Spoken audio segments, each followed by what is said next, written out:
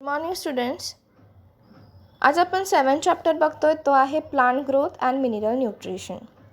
तर या चॅप्टरमध्ये आपण काय बघणार आहे, तर प्लांट ग्रोथ कशी होते, मिनरल न्यूट्रिशनचं ट्रान्सपोर्टेशन कशा पद्धतीनं केलं जातं आणि कोणत्या रिजनवरती एक्झॅक्ट ग्रोथ होत असते, या गोष्टींवरती आपण फोकस करणार आहे.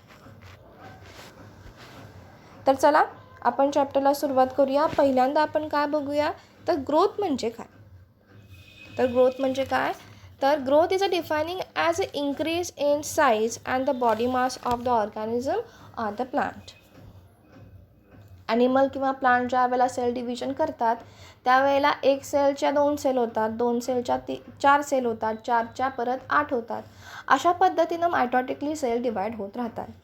जसं जसं सेल्युलर मास इन्क्रीज होत जाईल, सेल नंबर इन्क्रीज होत जाईल, तसं तसं त्या प्लांटच्या किंवा ॲनिमलचे हाईट, विड्थ आणि त्याच्यानंतर साईज, बॉडी मास इन्क्रीज होत जाते आणि याच प्रॉपर्टीला आपण ग्रोथ असं म्हणतो.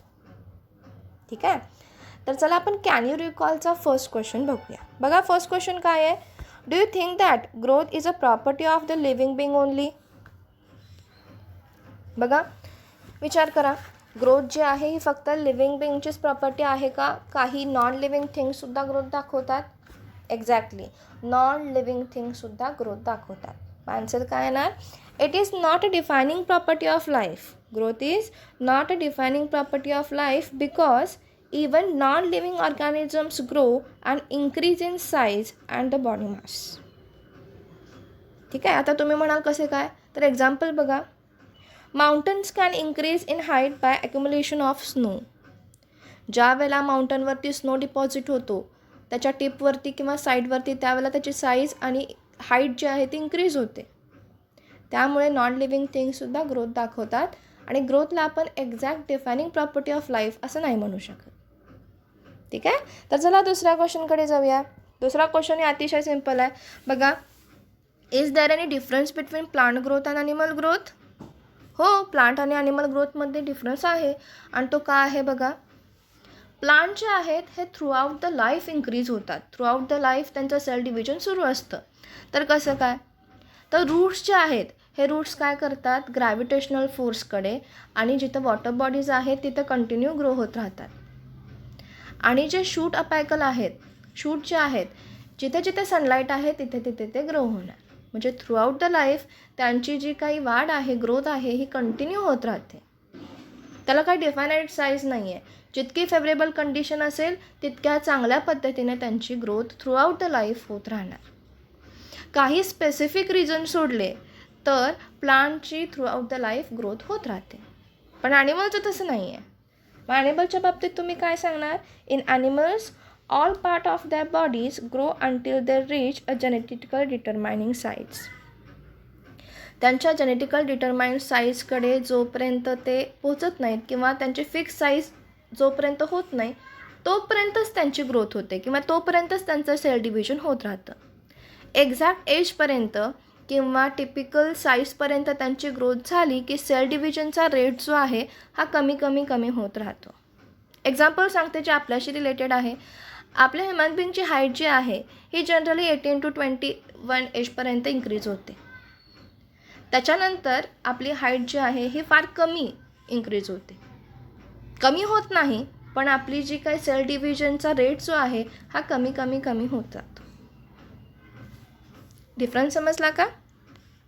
तर चला आपण नेक्स्ट पॉईंटकडे जाऊया, तो आहे प्लांट ग्रोथ. आता आपण चॅप्टरला सुरुवात करते. बघा नीट लक्ष द्यायचं. Growth is a process of increase in size and body mass. हे आत्ताच आपण बघितलं. But this growth is divided into 2 types. आणि ते 2 टाईप्स कोणते कोणते, quantitative growth and qualitative growth. ठीक आहे. इथं दिलं आहे बघा, quantitative growth and qualitative growth. आता पहिल्यांदा आपण क्वांटिटेटिव्ह ग्रोथ म्हणजे काय बघूया. Quantitative growth speaks for increase in size, volume, body mass and number of cells. ठीक आहे. ऑर्गॅनिझमचे किंवा प्लांटचे सेल डिव्हिजन होत असताना त्याची साईज इन्क्रीज होते, हाईट इन्क्रीज होते आणि ही अदृश्य स्वरूपीची जी ग्रोथ आहे, जी आपल्याला नुसत्या डोळ्याने दिसते अगदी सहज, या ग्रोथला आपण काय म्हणतो? Quantitative growth. क्वांटिटी म्हणजे काय? तर नंबर ऑफ पर्टिक्युलर थिंग. इथे कुणाचा नंबर आपण कन्सिडर केला आहे? तर सेलचा नंबर कन्सिडर केला आहे. सेल डिव्हिजनचा नंबर आपण कन्सिडर केला आहे. सेल डिवाईड झाल्या की साईज आणि हाईट इन्क्रीज होणार, आणि ही साईज आणि हाईट इन्क्रीज होण्याची जी ग्रोथची टाईप आहे त्यालाच आपण क्वांटिटेटिव्ह ग्रोथ असं म्हणतो. तर तुम्ही काय म्हणणार? Quantitative growth speaks for increase in size, volume, body mass and number of cells. ठीक आहे. आता दुसऱ्या टाईपकडे जाऊया. तर बघा, दुसरा टाईप जो आहे तो आहे क्वालिटेटिव्ह ग्रोथ. क्वालिटेटिव्ह ग्रोथ म्हणजे काय बघा? It is secondary growth. Secondary growth म्हणजे काय? पर्टिक्युलर डिटरमायनिंग जेनेटिकल साईजपर्यंत जेव्हा ऑर्गॅनिझम पोहोचतो त्यावेळा त्या सेल्स स्पेशलाइज्ड होतात, मॅच्युअर होतात. त्या फंक्शन काय करायला लागतात? कॅरीड आउट करायला लागतात. आणि ही जी ग्रोथची टाईप आहे मॅच्युरेशनची, त्यालाच आपण क्वालिटेटिव्ह ग्रोथ असं म्हणतो. ठीक आहे. बघा, change in form of growth where cells go to the complex state. Simple cell complex स्टेटमध्ये काय होतात? कन्वर्ट होतात, त्या मॅच्युअर होतात आणि स्पेसिफिक फंक्शन परफॉर्म करण्यासाठी रेडी होतात. And this type of growth is permanent and irreversible. आपण क्वांटिटेटिव्ह ग्रोथला प्रायमरी आणि क्वालिटेटिव्ह ग्रोथला सेकंडरी ग्रोथ असंही म्हणू शकतो. लक्षात येते का? ठीक आहे. आता नेक्स्ट पॉईंटकडे आपण जाऊया. इम्पॉर्टंट पॉईंट जो आहे तो आहे मेरिस्टेम. आता मेरिस्टेम म्हणजे काय बघूया. आपण प्लांट ग्रोथ बघतोय आणि प्लांटकडे काही रिजन असतात आणि त्या रिजनवरच प्लांटची ग्रोथ जी आहे ती प्रॉपर होत असते, किंवा त्या रिजनवरच ग्रोथ कोणत्या पद्धतीने होणार आहे आणि किती होणार आहे हे डिटरमायनिंग केलेलं असतं, ठरलेलं असतं. आणि हा जो रिजन आहे त्यालाच आपण काय म्हणतो? Meristemic region. बघा, vascular plants grow in a specific region. It is restricted to the some specific region and those regions are known as meristemic region, where new cells are formed or you can say continuously produced. जिथे new sale continuous produce होत राहतात असा जो प्लांटचा region आहे त्या रिजनला आपण मेरिस्टेमिक region म्हणतो. आता हे मेरिस्टेमिक रिजन जो आहे हा काय करतो? परत 3 पार्टमध्ये डिवाइड होतो. आणि ते 3 पार्ट कोणते कोणते? तर apical meristem, intercalary meristem and lateral meristem. कोणते कोणते 2 रिजन? पहिला जो आहे तो आहे अपायकल, दुसरा आहे इंटरसेलरी आणि तिसरा आहे लॅटरल मेरिस्टेम. आता हे जे 3 टाईप आहेत ते आपण एका पाठोपाठ एक बघूया. पहिला आपण काय बघूया? तर अपायकल मेरिस्टेम. अपायकल मेरिस्टेम कुठे असतं बघा? लोकेशन कुठे असतं? रूट आणि शूट यांचे टिप जे असतात त्याला आपण अपायकल रिजन ऑफ रूट किंवा अपायकल रिजन ऑफ शूट म्हणतो. अशा रिजनवरती हे मेरिस्टेमिक टिश्यूज सिच्युएटेड असतात. मी तुम्हाला आधी सांगितलं त्या पद्धतीनं रूट जे आहे ते ग्रॅव्हिटेशनल फोर्सकडे आणि वॉटर बॉडीजकडे ग्रो होतात, आणि त्यानंतर शूट जे आहेत सनलाईट जिथे आहे तिथे ते ग्रो होतात.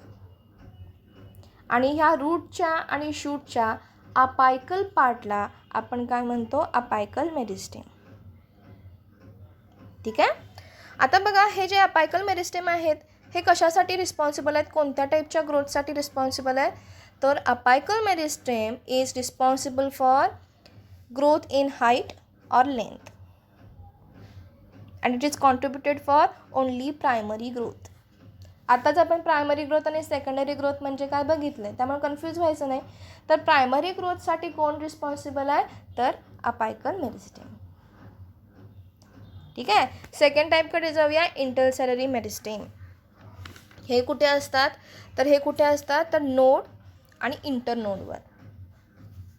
लोकेशन कळालं? जिथे जिथे नोड आणि इंटरनोड असतात अशा ठिकाणी हे असतात इंटरसेलरी मेरिस्टेम. आणि हे कशासाठी रिस्पॉन्सिबल आहेत? तर increasing length of internode and formation of their length. Internode जिथे जिथे ग्रो होणार आहेत अशा ठिकाणी हे इंटरसेलरी मेरिस्टेम असतात. नेक्स्ट वन जो आहे lateral meristem. Lateral meristem is a only meristem which is responsible for secondary growth. आता बघा लॅटरल मेरिस्टेम काय काय करतात आणि त्यांचं लोकेशन काय काय आहे. तर ते कुठे असतात. It is located at strip of vascular bundle. जिथे जिथे ट्रंक असतो, ट्री ट्रंक असतो, अशा ठिकाणी व्हस्क्युलर बंडल फॉर्ममध्ये ते काय असतात, सिच्युएटेड असतात. आणि यांची खासियत अशी की ते फक्त जिम्नोस्पर्म किंवा डायकॉटलिडॉन प्लांट जे आहेत यांच्यामध्येच दिसतात. मोनोकॉटलिडॉन्स किंवा हर्ब्समध्ये ते दिसत नाहीत. तर हे लॅटरल मेरिस्टेम जे आहे ते कशासाठी रिस्पॉन्सिबल आहेत, तर increase in thickness of stem due to addition of secondary vascular bundles. ठीक आहे. ट्री ट्रंक जो आहे, झाडाचं जे खोड असतं त्याची साईजसुद्धा इन्क्रीज होत राहते. मग ही इन्क्रीज होणारी जी साईज आहे याच्यासाठी कोण रिस्पॉन्सिबल आहे, तर लॅटरल मेरिस्टेम. ठीक आहे. थिकनेस जो आहे तो इन्क्रीज करण्यासाठी लॅटरल मेरिस्टेम रिस्पॉन्सिबल आहे. 3 मेरिस्टेमचे पार्ट कळाले, अपायकल, इंटरसेल्युलर आणि लॅटरल. या तिघांचं लोकेशन आणि फंक्शन व्यवस्थित लक्षात ठेवायचं. नेक्स्ट पॉईंट जो आहे आपल्या चॅप्टरमधला तो आहे फेजेस ऑफ ग्रोथ. ठीक आहे. तर बघा फेजेस ऑफ ग्रोथमध्ये आपण काय कन्सिडर करतो, तर सेल डिव्हिजन, सेल एनलार्जमेंट आणि त्याच्यानंतर मॅच्युरेशन. पहिल्यांदा सेल डिवाईड होते, एका सेलच्या 2 सेल, 2 सेलच्या 4 सेल, अशा पद्धतीनं मायटॉटिकली सेल डिवाईड होते. ही पहिली फेज. आता ही डिवाईड झालेली न्यू डॉटर सेल काय पहिल्यांदा मॅच्युअर स्टेजमध्ये नसते, तर ही न्यू डेव्हलप झालेली डॉटर सेल मॅच्युरेट होते. मॅच्युरेट होते म्हणजे काय, त्याची साईज इन्क्रीज होते, ग्रॅन्युलर सायटोप्लाझम व्यवस्थित सेटल डाऊन होतं, सायटोप्लाझमचा व्हॉल्यूम इन्क्रीज होतो, न्यूक्लियस वेल डेव्हलप होतो. ठीक आहे. सेल ऑर्गनली वेल डिफाईन होतात. ही दुसरी फेज. आणि त्याच्यानंतर जी आहे ती शेवटची फेज जी आहे ती आहे स्टेशनरी फेज किंवा मॅच्युरेशन फेज. याच्यामध्ये व्यवस्थित ग्रो झालेल्या ज्या सेल आहेत त्या त्यांच्या स्पेसिफिक फंक्शन परफॉर्म करण्यासाठी रेडी होतात. मग ते फंक्शन रेस्पिरेशनचं असेल, फोटोसिंथेसिसचं असेल, एक्सट्रिशनचं असेल, काही असेल. ठीक आहे. तर अशा पद्धतीनं प्लांट ग्रोथच्या 3 फेजेस आहेत. कोणत्या कोणत्या, तर फेज ऑफ सेल डिव्हिजन, दुसरी फेज ऑफ सेल एनलार्जमेंट आणि तिसरी मॅच्युरेशन. आता एका पाठोपाठ एक आपण बघूया. आता पहिली फेज जी आहे ती आपण बघतोय फेज ऑफ सेल डिव्हिजन. इथं काय काय होतं बघा. In this phase cells are thin walled, non-vacuolated, having prominent nucleus, granular cytoplasm. Okay, and another one thing is undergo mitotic cell division. ज्या वेळेला सेल मायटॉटिक सेल डिव्हिजन झालेलं असतं, new sale form झालेली असते, त्यावेळेला ही न्यू डॉटर सेल कशी असते, तर तिची सेल वॉल जी आहे ती कशी असते, थिन असते.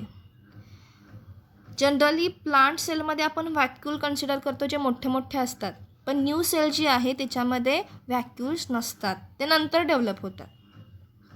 त्याच्यानंतर न्यूक्लियस जो असतो तो प्रॉमिनंट असतो आणि सेल ऑर्गॅनलीजसुद्धा प्रॉमिनंट असतात आणि सायटोप्लाझमसुद्धा ग्रॅन्युलर असतं. ठीक आहे.